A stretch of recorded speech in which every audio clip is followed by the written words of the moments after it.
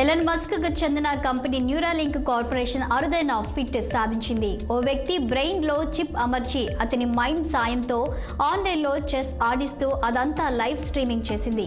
కాళ్ళు చేతులు పక్షవాతానికి గురైన పేషెంట్ అయిన నోలన్ ఆర్బాన్ అనే వ్యక్తిలో తొలి న్యూరాలింక్ చిప్ ను అమర్చారు. దీంతో ఆ వ్యక్తి కంప్యూటర్ను నియంత్రించగలడని, తన ఆలోచనల ద్వారా వీడియో గేమ్లు ఆడగలడని ఎలన్ మస్క్ పేర్కొన్నారు.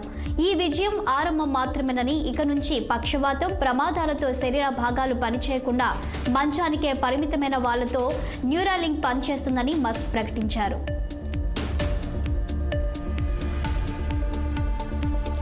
ప్రస్తుతం యువత మత్తు పదార్థాలకు బానిసగా మారిపోతున్నారు. చిన్నపిల్లలు సైతం మద్యం, గంజాయి, డ్రగ్స్కి అలవాటు పడిపోతున్నారు. ఇటువంటి వాటిని అరికట్టేందుకు పోలీసు వర్గాలు కఠిన చర్యలు తీసుకొని కట్టు భద్రతతో నిర్వహిస్తున్నా కూడా కొత్త మార్గాల్లో చలామణి చేస్తున్నారు. తాజాగా దేశ రాజధాని ఢిల్లీలో నడి రోడ్డుపై ఇంజెక్షన్తో ఓ రిక్షా డ్రైవర్ డ్రగ్స్ ఎక్కించుకుంటుండగా ఓ వ్యక్తి వీడియో తీసి సామాజిక మాధ్యమాల్లో పోస్ట్ చేశారు.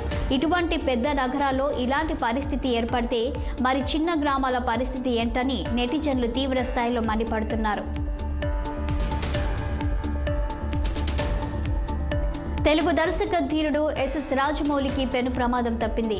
జపాన్లోని ఏర్పాటు చేసిన స్పెషల్ షోలో పాల్గొనేందుకు వెళ్లిన రాజమౌళి అక్కడ పెను ప్రమాదం నుంచి తప్పించుకున్నారు. ఈ విషయాన్ని ఆయన కుమారుడు కార్తికేయ తెలిపారు.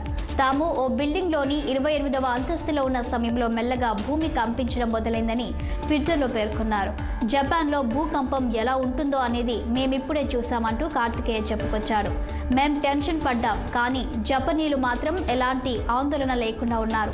వారంతా ఏదో వానజల్లు పడుతున్నంత తేలికగా తీసుకున్నారు. మేము మాత్రం మొత్తానికి భూకంపాన్ని ఎక్స్పీరియన్స్ చేశామంటూ కార్తికేయ ట్విట్టర్లో పేర్కొన్నారు.